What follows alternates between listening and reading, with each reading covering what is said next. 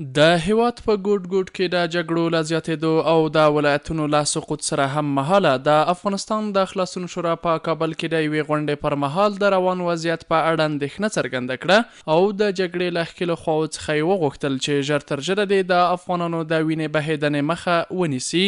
و به طالبا هم میگم که یک دفعه شما در اقتدار بودین اما اقتدار از پیشتان گرفته شد. تجربه ناکامی دوباره را تکرار نکنین، عسکر نکشین، مردم بیچاره مامور نکشین و دولت رو میگم این بمبارتا جای نمیگیره.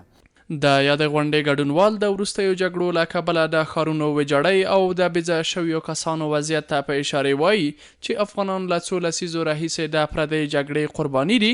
له همدې کبله حکومت او طالبان باید د وضعیت حساسیت ته په کتو د تیرو ترخو تجربو له تکراره ډډه وکړي.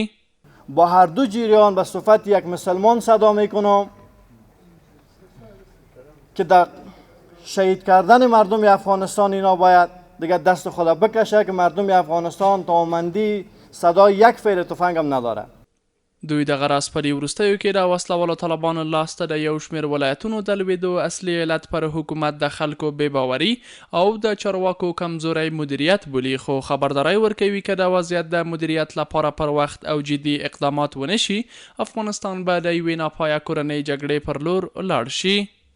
دغو اعمالو د تاسې نه ټول ملت دشکه مخ واړو.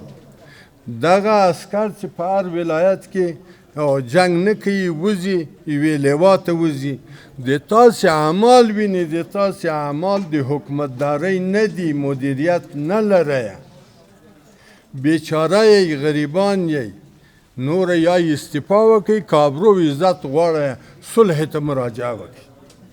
د یاد شورا مشر په حکومت او طالبانو نیوکه کوي چې دواړه لوري د سولې لپاره جدي اراده نه لري. له همدې کبله یې ولس څنډې ته کړی او تر هغې چې ولس په سوله کې فعاله ونډه ونه لري دا پروسه به د تل په څېر له خنډ او ځنډ سره مخ وي. د دواړو طرفینو څخه دا غواړو چې ملت ته په صلح کې شرکت ورکړي، ملت د ځان سره ملګري کړي، ملت سالس بالخیر کړي. نو که ملت سالس بالخیر نشي نو زه فکر نه کوم چې دوی په افغانستان کې صلح راولي. په افغانستان کې د ننه د سولې په تړاو د غوښتنې داسې مهال دي چې له هېواده بهر په دوحه کې هم له تېرو 3 ورځو راهیسې د افغان سولې په تړاو د سیمې او نړۍ د هېوادونو ترمنځ مهمه غونډه روانه ده، خو له دغو ټولو هڅو سره جګړې لا هم په شدت سره روانې دي چې هره ورځ پکې لسګونو کسانو ته مرګ ژوبله اوړي.